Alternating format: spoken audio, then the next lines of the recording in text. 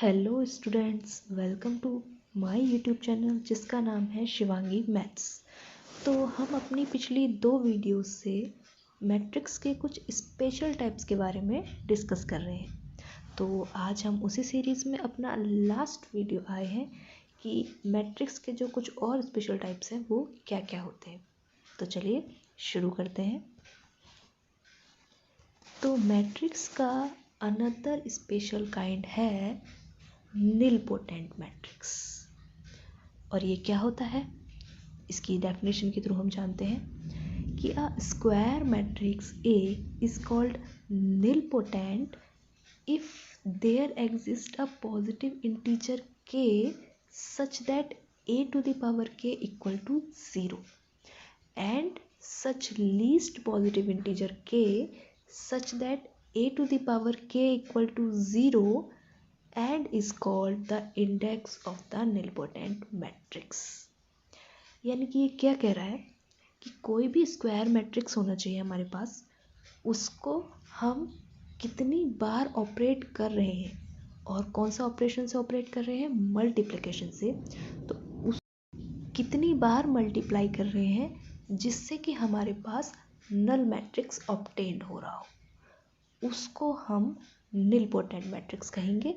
जिस मैट्रिक्स को ऑपरेट करने के बाद हमको नल मैट्रिक्स ऑब्टेन्ड हो और उसको कितनी बार में ऑपरेट कर रहे हैं वो उसकी इंडेक्स कहलाती है। माना कि कोई ए मैट्रिक्स है हमारे पास, उसको हमने 2 बार ही मल्टीप्लिकेशन किया और हमको नल मैट्रिक्स ऑब्टेन्ड हो गया, तो उसकी जो इंडेक्स होगी वो 2 कहलाएगी। और जो मैट्रिक्स को हमने ऑपरेट किया है वो निलपोटेंट मैट्रिक्स कहलाएगा। तो हम एग्जांपल के थ्रू समझते हैं। लेट हमारे पास एक मैट्रिक्स है 0 1 0 0 और इसी को मैं इसी के साथ ऑपरेट कर रही हूँ। देखते हैं हमें 0 मिलता है या नहीं, क्या ये निलपोटेंट मैट्रिक्स बनता है या नहीं। तो मल्टीप्लिकेशन करना हम पिछली वीडियो में सीख चुके हैं। तो रो से चले, कॉलम से डाउनवर्ड हुए तो यहाँ पे हमें 0 ही मिलेगा। फिर रो से चले एंड कॉलम से डाउनवर्ड्स हुए तो इस वाले एलिमेंट भी हमें 0 मिलेगा।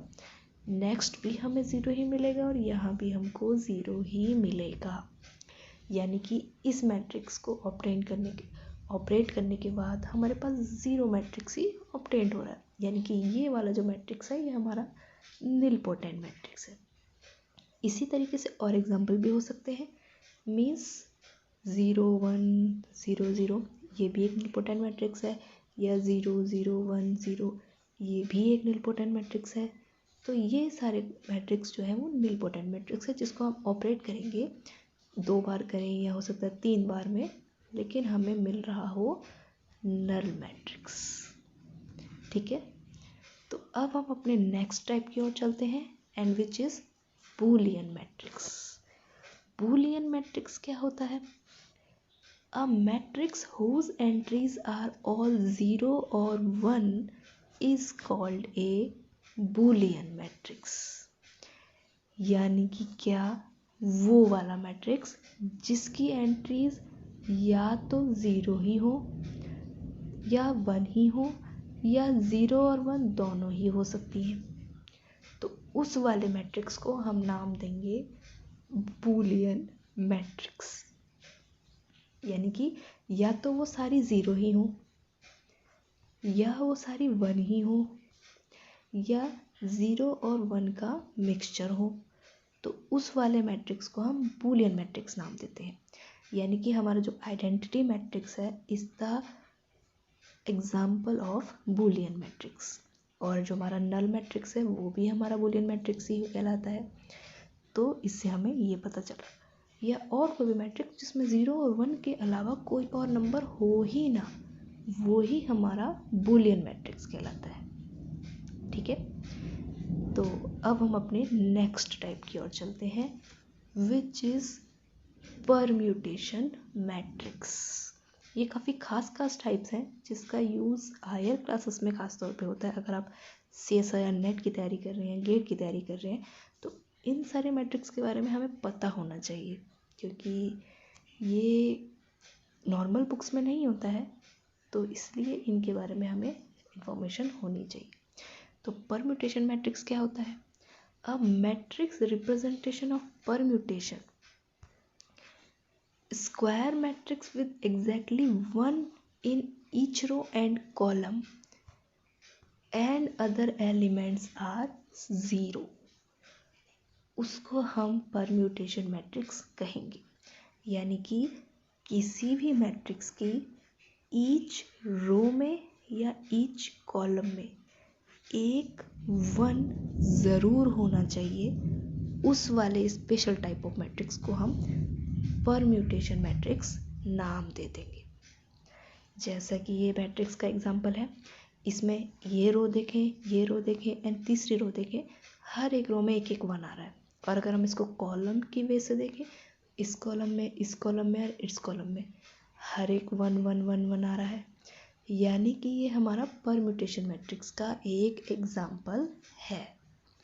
ऐसी मैं ये देखूं, ये आइडेंटिटी मैट्रिक्स है, तो आइडेंटिटी मैट्रिक्स भी इसी तरीके का होता है, 1 1 1, बाकी सारी पोजीशन पे 0 होते हैं।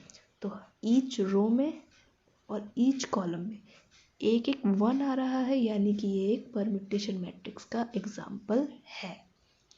यानी कि हर एक आइडेंटिटी मैट्रिक्स परम्यूटेशन मैट्रिक्स भी होता है, बट हर परम्यूटेशन मैट्रिक्स सिर्फ और सिर्फ आइडेंटिटी मैट्रिक्स हो ऐसा ज़रूरी नहीं है, क्योंकि परम्यूटेशन मैट्रिक्स तो इस तरीके का भी हो सकता है, उसमें किसी भी लाइन में 0 हो सकता है, ज़रूरी नहीं है। तो इसलिए परम्यूटेशन मैट्रिक्स ये होता है जिसकी हर एक ईच रो में और कॉलम में एक 1 ज़रूर होना चाहिए। अब हम अपने नेक्स्ट टाइप की ओर चलते हैं, and which is the last type of special kind of matrix, और वो है wonder mode matrix. Wonder mode नाम हमने अपने फिजिक्स में भी पढ़ा है, वंडर मोड, और केमिस्ट्री में भी होता है। वंडर मोड का फॉर्मूला होता है एक, तो यहाँ एक वंडर मोड मैट्रिक्स भी है, एंड विच इज़ क्या, a matrix with the geometrical progression term in each row. Geometrical progression means जिसको हम शॉर्ट में जीपी कहते हैं, एक जीपी होती है और एक एपी होती है। तो यहाँ जीपी की बात हो रही है। जीपी में क्या होता है, इसके जो टर्म होते हैं इनका जो डिवीज़न होता है वो सेम होना चाहिए। यानी कि मेरे पास कोई भी सीरीज़ आ रही है 1 A1 A2, तो A2/A1 और A3/A2 ये क्या आना चाहिए, सिमिलर आना चाहिए, उसको मैं कहते हैं जीपी। और एपी में क्या होता है, एपी में हमारा डिफरेंस सेम होना चाहिए, यानी कि A2 - A1 and A3 - A2 ये सेम होना चाहिए।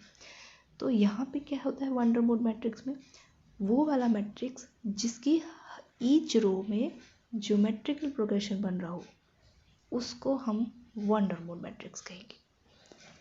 यानी कि 1 अल्फ़ा 1 अल्फ़ा स्क्वायर, तो अगर मैं इसका देखूं कि यहाँ जीपी बन रहा है या नहीं, तो A2/A1 करेंगे तो वो भी अल्फ़ा 1 आ रहा है, और A3/A2 करेंगे तो अल्फ़ा 1 स्क्वायर अपॉन अल्फ़ा 1, तो यहाँ भी हमारा अल्फ़ा 1 ही आ रहा है, यानी कि ये जीपी बना रहा है अपने हर एक रो में।